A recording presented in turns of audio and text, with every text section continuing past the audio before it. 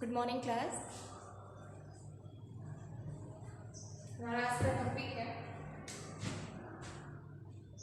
Packing efficiency for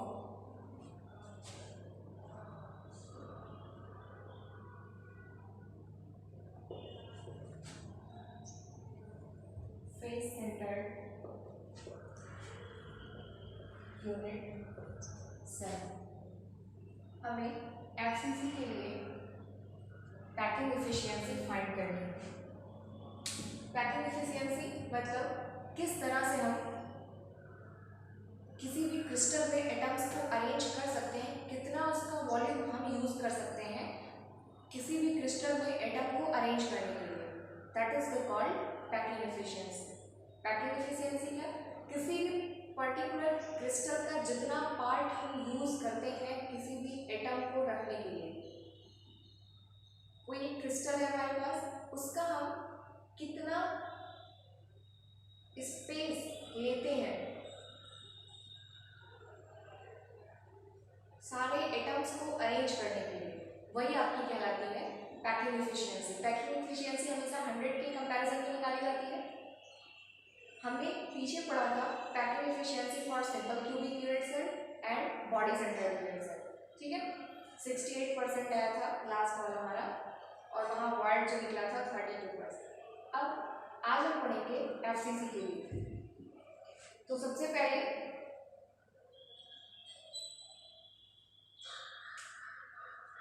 face centred simple cubic unit cell आप generate करिए।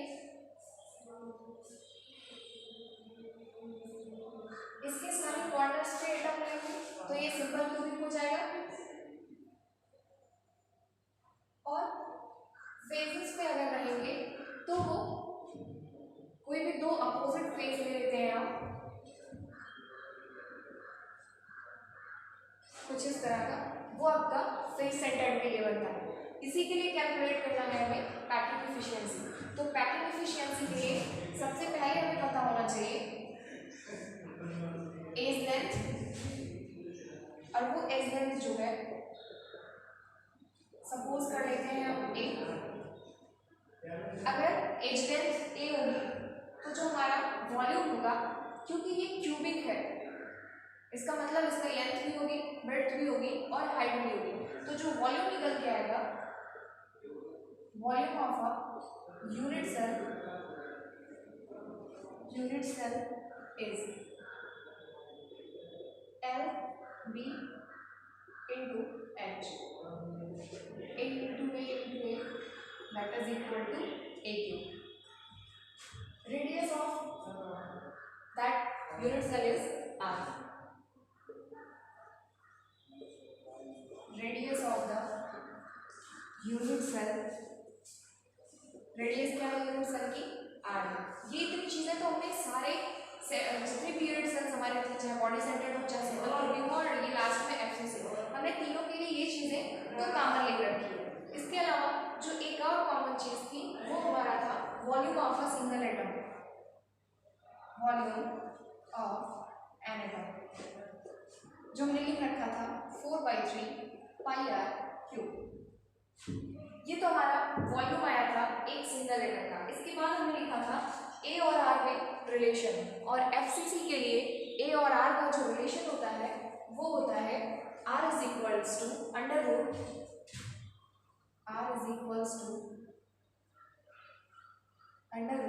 To A by 4।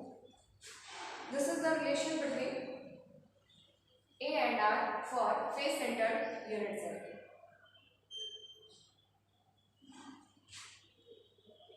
Relation between A and R, ये रिलेशन था A और are के बीच, ये हमने आपको स्टार्टिंग में बताया था। अब हमें कैलकुलेट करनी है, सबसे पहले हमारे पास होना चाहिए पैकिंग फैक्टर। अगर पैकिंग फैक्टर हमारे पास है तो उसमें हम 100 से मल्टीप्लाई कर देते हैं तो पैकिंग एफिशिएंसी हमें मिल जाती है।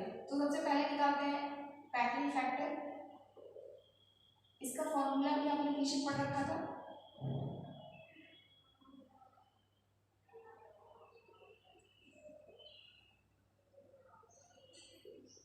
वॉल्यूम occupied by atom और अपन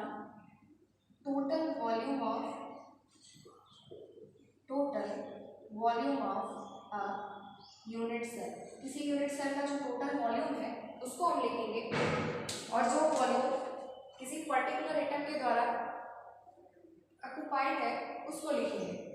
तो हमारे पास इसके साथ साथ हमें एक और चीज़ लिखनी थी, रैंक ऑफ द एटम। अगर हमें रैंक पता होगी तभी हम निकाल पाएंगे कि टोटल एटम्स के द्वारा कितने हमारे एटम कितने वॉल्यूम कंटेन कर रहे हैं। तो सबसे पहले हमें इसके लिए पता होना चाहिए रैंक ऑफ द एफसीसी, और वो क्या थी 4 है।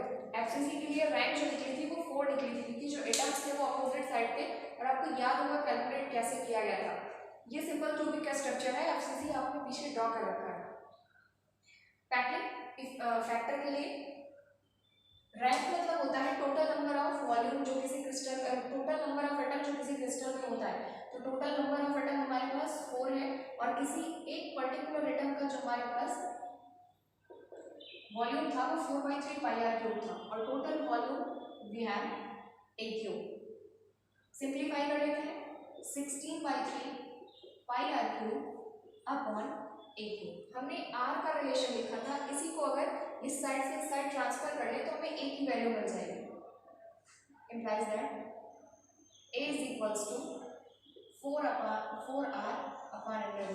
यही वैल्यू उठा के हम यहाँ ए के प्लेस पे पुट कर लेते हैं, 16/3 पाई आर क्यूब और into sorry upon 4r/√2 cube. इसी को सॉर्ट आउट कर लेते हैं, सिंपलीफाई क्यूब करेंगे, क्यूब करके इन वैल्यूज को ऊपर ले जाएंगे, और फिर हमें देखते हैं क्या होता है सॉल्व करने के बाद।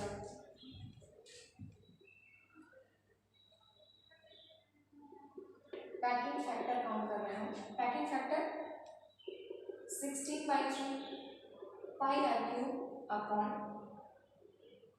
16 × 4, चाहे 64 लिख देना है या फिर स्क्वायर 16, वो कैंसिल आउट आराम से हो जाएगा, और 4, और इसके बाद आर क्यूब अपॉन 2√2। इसको और सिंप्लीफाई करते हैं, 16/3 pi R cube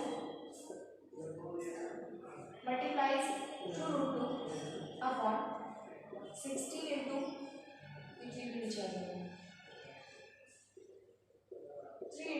16 × 4 × R cube. ये कैंसिल आउट हुआ, सॉरी 3 नहीं कटेगा, 16 कैंसिल आउट होगा, और 2 से ये कटेगा, और यहाँ 2 को हम लिख सकते हैं √2 × √2।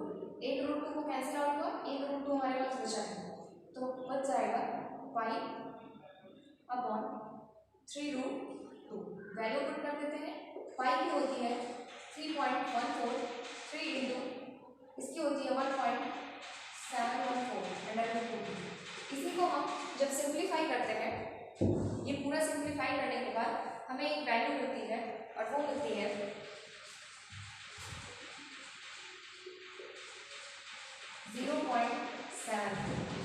0.74 हमें मिला है पैकिंग फैक्टर। पैकिंग फैक्टर मिलने के बाद पैकिंग एफिशिएंसी कैलकुलेट कर लेते हैं। देखिए पैकिंग एफिशिएंसी, और वो होता है उसका formula packing factor into 100। Packing factor आया है 0.74 इंटू 100 कर देंगे तो ये हो जाएगा 74%। 74% है हमारी packing efficiency. Means of that किसी भी फेस सेंटर्ड यूनिट सेल में 74% स्पेस हम यूज कर सकते हैं किसी भी एटम्स को अरेंज, किसी भी तरह से एटम्स को अरेंज करने के लिए। अगर एफसीसी का कोई क्रिस्टल है तो उस क्रिस्टल में हम 74% स्पेस ही यूज कर सकते हैं। यहाँ से एक पॉइंट निकल के आया कि अगर हम 74 यूज कर सकते हैं तो हमारे पास जो वर्ड है यानी जो इनपुटी स्पेस है वो कितना बचा। टोटल 100 था, हमने 74 यूज कर लिया, इसी को आप माइनस कर दें तो यहाँ से क्लियर हो जाएगा कि कितनी वैल्यू हमारे पास बची, और जो इनको माइनस करने पर मिलेगा उतना परसेंट आपका उस क्रिस्टल में स्पेस है, उस पर कोई भी एटम नहीं है। पैकिंग एफिशिएंसी एफसीसी के लिए हो चाहे सिंपल क्यूबिक के लिए हो या फिर बॉडी सेंटर्ड के लिए हो, आपको कितना क्या क्लियर होना चाहिए। सबसे पहले पता होना चाहिए आपको उसके रैंक और ए और आर के बीच रिलेशन। ये दो चीज़ें पता होंगी तो edge length, volume of a unit cell edge length और volume of a unit cell, इसके साथ साथ रेडियस और वॉल्यूम ऑफ एन एटम, ये चारों चीजें कॉमन है। आपने पीछे के तीनों फॉर्मूले के डेरिवेशन में ये चीजें कर रखी हैं। नया क्या है, relation between A and are.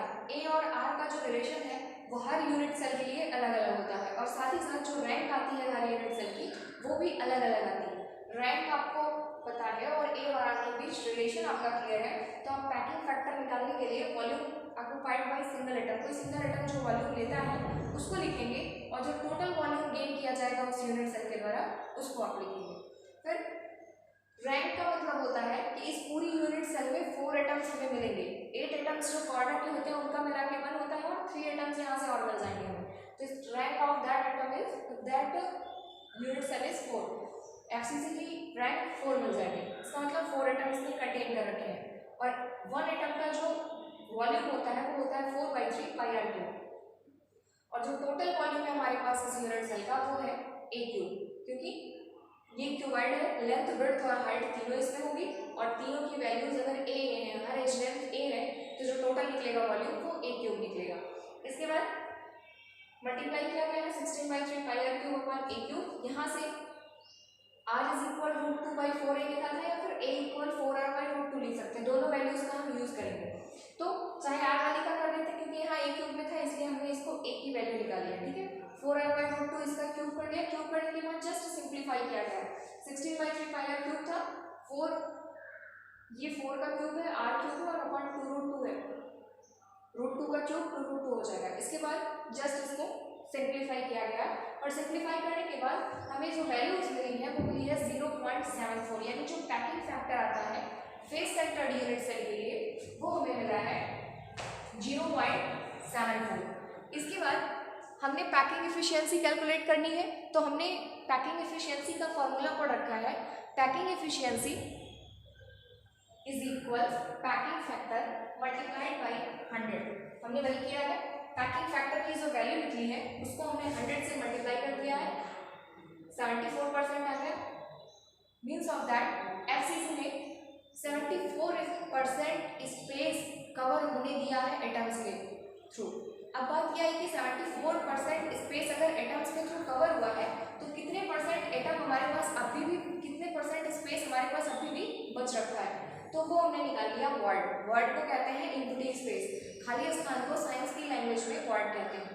तो वर्ड को हमने निकाल लिया, 100 - 74 इज इक्वल 26%। ये है पैकिंग एफिशिएंसी का पूरा डेरिवेशन, और वो वर्ड की वैल्यू है और पैकिंग फैक्टर की वैल्यू है। इस पर न्यूमेरिकल्स भी पूछे जाते हैं, कभी कभी कुछ और तरह के एटम्स को इसमें ऐड कर दिया जाता है, और फिर आपको सिंप्लीफाई करने के लिए दिया जाता है। इसका डेरिवेशन भी पूछ लिया जाता है। लॉन्ग में अगर क्वेश्चन इससे पुटअप होगा तो एक क्वेश्चन और ऐड कर देगा, जैसे पैकिंग एफिशिएंसी और पैकिंग फैक्टर की डिफिनेशन लिखिए और कैलकुलेट करिए पैकिंग एफिशिएंसी फॉर एफसीसी या फिर फॉर बॉडी सेंटर्ड बीसीसी। तो अगर लॉन्ग में बनाएगा तो इतना ही नहीं देगा, इसके साथ कुछ और अटैच करेगा, या फिर क्या देगा कि तीनों यूनिट सेल्स के लिए आप कैलकुलेट करिए पैकिंग फ्रैक्शन। और अगर वो शॉर्ट में देगा तो इतना भी दे सकता है, या फिर आपसे पैकिंग फ्रैक्शन की डेफिनेशन पूछ सकता है, ओनली पैकिंग एफिशिएंसी की डेफिनेशन पूछ सकता है, नहीं तो कैलकुलेट करने के लिए। और वेरी लॉन्ग में देगा तो हो सकता है ये दोनों जोड़ दे और प्लस तीनों यूनिट सेल्स के लिए कैलकुलेट करने के लिए, ठीक है। ये आज का टॉपिक फिनिश हुआ। नेक्स्ट लेक्चर में आपको आगे की चीज़ें बताएंगे।